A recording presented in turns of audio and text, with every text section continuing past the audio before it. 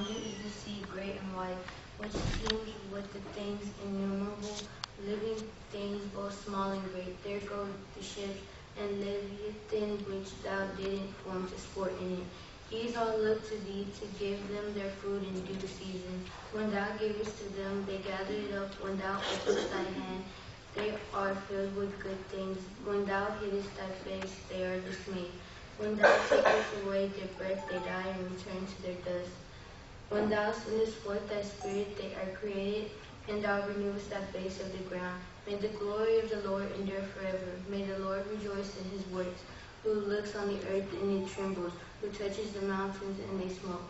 I will sing to the Lord as long as I live. I will sing praise to my God while I have been. May my medication be pleasing to him, for I rejoice in the Lord. Amen. Good morning. Good morning.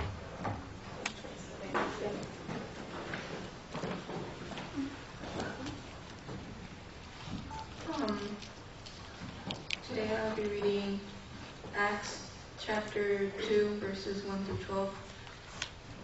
When the day of the Pentecost had come, they were all together in one place. And suddenly a sound came from heaven like a rush of mighty wind, and it filled the house where they were sitting. And they appeared to them tongues as of fire, distributed as resting on each one of them. And they were all filled with the Holy Spirit and began to speak in other tongues, as the Spirit gave them utterance. Now they were dwelling in Jerusalem, Jews, devout men, and from every nation under heaven. And at this sound a multitude came together, and they were bewildered, because each one heard them speaking in his own language. And they were amazed and wondered, saying, Are not all these who are speaking Galileans? And how is it that we hear each of us in his own native language?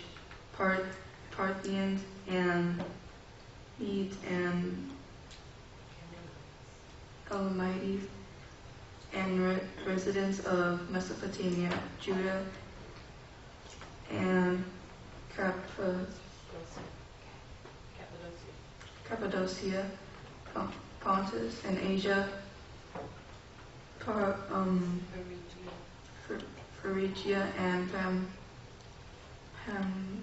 Pamphylia, and Egypt, and the parts of Libya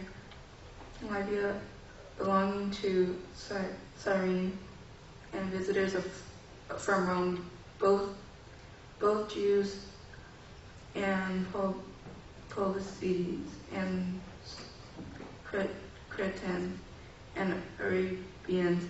We hear them telling in our own tongues the mighty works of God, and all were amazed and perplexed, saying to one another, What does this mean?